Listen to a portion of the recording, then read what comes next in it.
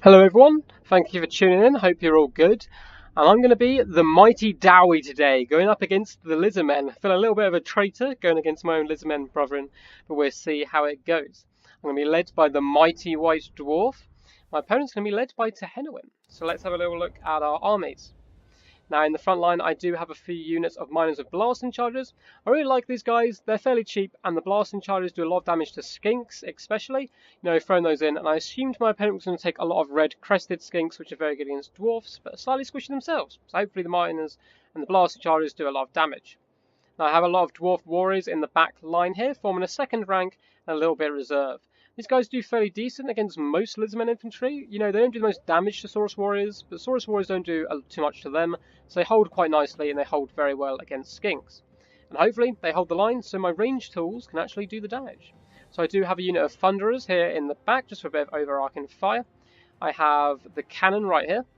So the cannon does a lot of good damage, it's long range, very armor piercing and anti-large in case my opponent bought a lot of dinosaurs. And over on the left hand side I do have the organ gun. I'm not quite sure how good the organ gun is, but it just looks very, very cool. I always enjoyed these, especially on tabletop as well. It's a very cool thematic unit. In the back here I do have a big unit of giant slayers. They're hiding themselves in the trees. They're going to be trying to protect the organ gun and hiding in case my opponent tries to snipe them out. I have a normal unit of slayers in the back here. And for my leadership, I've got a little crew here. I've gone for the White Dwarf, who's my usual pick. One, that beard is just too good to turn down, and that giant axe. But he's pretty decent, good armor piercing. He's armored himself, you can't snipe him out very easily. Good at taking out enemy lords, and he does have the smoke bomb. Now, I really wanted to take this, flash bomb, sorry, not smoke bomb. I wanted to take this as it slows people down and releases their defense. I expect my opponent to use a lot of backline harass, so hopefully by hopping this down, I can just hop on those units and tear them apart. I also have two runesmiths who are going to be popping down the usual kind of buffs. Let's see what I've bought with them. I've got the rune of negation, bit of damage resistance, and the rune of wrath and rune, which is always a good pick. We've also got the forge fire effect, so everyone around them gets 10% armor piercing damage, which can be really important when you come up against the Lizardmen. Now for my opponent, he does have some chameleon and skinks, just doing a little bit of harass in the front here. He has gone for Tehenowin up on his flying mount, the Ripidactyl here. He's going to be accompanied by the Clossodon Hunters. Now for his main force he's gone quite light in the infantry. So he does have an Ancient Salamander here accompanying the Umbral Tide, which work really good synergy. The Ancient Salamander hits the target, means it takes more damage from the next, like for about 20 seconds I think. It takes more fire damage, and then you hit them with the Umbral Tide who do fire damage themselves. So that's a really good combo there. He's gone a little bit cheap on the infantry. He's got red crested skinks as expected. But he also has a few units of skink cohorts. It'll be interesting to see how these guys do. I don't think they're the best pick against dwarfs just because they won't be able to get through the armor, but it's gone cheap and you can see that with his other picks. Red crested skinks, however, should do a lot of damage. Now in the back, my opponent's been rather sneaky as well, and he's dropped down these two units here of Ripidactyls. So these guys are going to do a ton of backline harass and a lot of armor piercing. So let's get underway.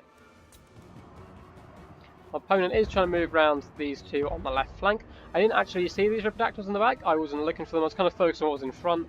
I assume my opponent would have most of his forces in these trees. The cannon's done a little bit of poke damage to Ancient Salamander. He's not the best target for them as he is quite nimble at dodging. But he doesn't have the most health anymore, he has been nerfed a little bit in the latest patch. So hopefully I was going to get a few hits into him, I really should be able to neuter him. Umbral Tide's doing quite a lot of damage to my miners, but they are only miners, they're there to be killed in a way, which I know is a bit dark, but it is what it is.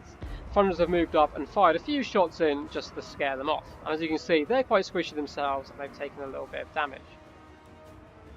Opponent is flying up high up here over the mountains. He's going to be looking to get on top of my organ gun, who has started to turn to aim at the Umbral Tide. He still hasn't moved up his backline troops yet, but his front line is coming out of the trees and getting ready to engage. He does drop down onto the organ gun, but luckily for me, the trap is set. So the giant slayers come running out of the forest, these naked little dwarfs, their giant axes are going to do a ton of damage. I do drop a rune of wrath and rune on these guys to slow them down, and the other slayers are coming over to engage. So the Thunderers in a bit of Overwatch fight, as you can see these Colossal Hunters are getting absolutely torn apart. Tehenowin, however, does manage to escape, and he's going to be using the fact that I pulled the slayers over to drop in on some other targets. Colossal Hunters, however, are pretty much offline, and the organ gun should be able to rally and pop back on. Opponent's army is moving up. The Salamander's taking quite a lot of damage. It drops a Rune of Wrath and Rune on him. I don't know, I was trying to finish him off. He was starting to lose a bit of morale. Overall though, not the best choice.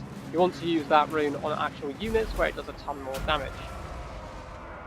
As we can see, Tehenwyn has popped into the back line. He's hopped on top of these Thunderers here. However, the Runesmiths and Grombrindle are going to run in and do a serious bit of damage. Now, if I drop the Flash Bomb, he's going to struggle to escape. As you can see, his health is chugging down. He is a very good combatant, but he is slightly squishy. As we can see, his speed has just been reduced. The frontline engagement is underway between all these Skinks and Dwarfs, and my Slayers are running over, having dealt with these Colossodon Hunters, moving over to the right-hand side. The Orngun's going to try and get back on and fire into the Umbral Tide here. My opponent's reserves are coming into play now. They're riding over. However, I have managed to route Tehenwyn here, and although he's not completely shattered, so he probably will return. My little leadership blob is now going to be charging to the front line, trying to help out these Dwarf warriors just break through the Skink cohorts a little bit quicker. As you can see, the red crested Skinks are obviously faring a lot better than these normal Skink cohorts, who are breaking against the Dwarf warriors, not doing too much damage in return. These miners have pushed all the way through forward. The Salamander has taken quite a lot of damage and is very close to losing its leadership. The cannon's been kind of shooting at it all game. And the Thunderers have noticed these Ripperdactyls are coming in. They're going to be turning round to face, but they do take a massive hit in the side there. They do take a ton of damage. So they're going to be turning around trying to shoot into these Ripperdactyls, as well as the Giant Slayers who are moving in just to protect my lord. However, the Thunderers do start to rout. On the left-hand flank, it's going fairly well for me. The Slayers have run over to scare off the Umbral Tide and helping me win this front-line engagement here. The Orngun is back and firing, and the cannon has been firing all battle, which is going good for me. The Thunderers have rallied and shooting into these Ripperdactyls. I'm going to be moving these Slayers over to try and pin them down. However, they are going to get in there for a little bit and do a little bit of damage, but I do manage to react rather quickly and charge in the Giant Slayers. And my opponent is chasing off these Thunderers, which is a good move. He's doing it with his Ripperdactyl Riders, who are a very powerful unit and might be needed on the front line. However, Thunderers are quite a big danger to most of his army, so he is just trying to scare them off. As we can see, like I predicted, Tehenwyn has managed to rally in the back there. He's just chilling out. He doesn't want to get too near the fight, because if anything does shoot at him, he will probably go down. Now the old Salamander here is doing a ton of work to my Dwarf Warriors, who are rather slow and can't really catch him too easily. So I am just trying to focus down these Skinks, who now have been sandwiched between miners and warriors. However, the miners do break and run, and unfortunately these dwarves are taking shots in the back, and they're most likely going to be running as well. And I've still managed to hold this pocket of strength most of the game fairly nicely. Now, there's been a lot of backline harass. However, these Giant Slayers have really put on a show of running left and right, trying to slow down troops and protect the cannon, which has been firing a lot of the time. My opponent does get onto this Organ Gun and shut it down with these Ripperdactyls. However, the Giant Slayers are running in to try and do a bit of damage. The opponent does sneak away. Now there's a few Dwarf Warriors just kind of sticking out a little bit out of my army, which may get picked off. They're doing a decent job against these red-crested Skinks, who though are good at taking down armour, they're a bit squishy themselves, so it's not too much of a bad engagement for the Dwarf Warriors, especially when they have a little bit more health going into it. For the most part, most of my strength is back here.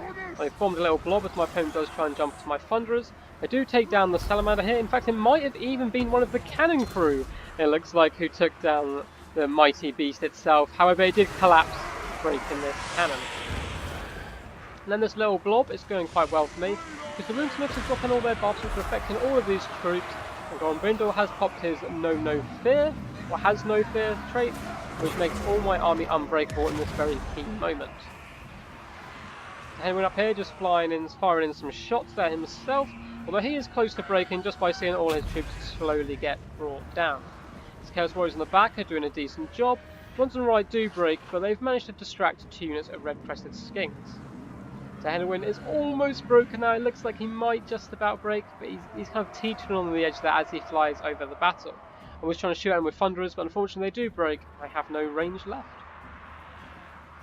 I've got this little group over here, the Runesmith, who ran over to help out these miners take down these Skinks. So I'm going to be moving back to the main engagement. I do drop a Rune of Wrath and Ruin onto Tehenwyn just to try and break him and finish off. He's only got 200 health left. It does come down to this kind of final fight in the middle here. I've got some Dwarf Warriors chasing off some units in the distance, but most of the 2 armies are right here. Now I do luckily have the Giant Slayers, who are very elite and powerful in their own right, and they're perfect for taking down these Ripperdactyls. And as you can see, as they tear them apart, my opponent's army does shatter, and that is a Pyrrhic victory. Let's go to the end stats. So well played to my opponent there, Cousin Chris. He isn't in fact my cousin, but you know, I'm sure he is someone's cousin. So yeah, well played to him. I quite liked his build, but it was very different going with the skink heavy. I was expecting a lot of red-crested skinks, and he really did make the Ancient Salamander work. He did a lot of damage with 76 kills, and a nice little vanguard with all his Ripidactyls. However, I don't think the skink cohort too good. I mean, this unit got 80 kills actually. That could probably be against miners or maybe thunderers in combat. But these guys I just don't think have enough damage to get through the armour. I'd probably drop them and maybe get 1 or 2 units red-crested skinks. Not sure the point difference. Any red-crested skinks are obviously a lot more. Maybe drop 2 units and try and pick up 1, who knows. Now for my army, it worked pretty damn well. So Grombrindle just gets in there and he's just a beast, especially with that bomb he drops to slow down enemies. He really did put a whipping onto Henowin and help protect my back line. Runesmiths are always great. I think they're just generally good in meta anyway. All their runes and buffs are very powerful. The miners did a decent job at taking down some skinks, and his blasting charges did some nice damage. And the Dwarf Warriors did what Dwarf Warriors do best, just hold the line and really kind of soak up damage. And they got a decent amount of kills themselves. You can kind of tell which ones were up against the red-crested skinks compared to the normal ones, but overall they did pretty decent. Now the cannon only got 6 kills, but it did a lot of damage to people. So it did a lot of damage to the salamander and forced my opponent closer in. The organ gun likewise didn't get too many kills, but was far into the Umbral Tide and really helped manage to bring them down. My Thunderers didn't do too much. I actually had 2 units. I'm not sure what the other unit is, but it probably got wiped out rather quickly, I assume. And the Giant Slayers were really the MVPs. Them and the Slayers put on a big show that dwarves can sprint back and forth and just took down these big, tasty targets of theirs. So well played. I hope to see Cousin Chris again at some point on the ladder. That was a really good battle. And yeah, hope you guys enjoyed. If you did enjoy, leave a like, subscribe, leave a comment, all that good stuff. If you are interested in supporting the channel, I do have a Patreon account. It's just down there in the description. Peace, guys. See you next time.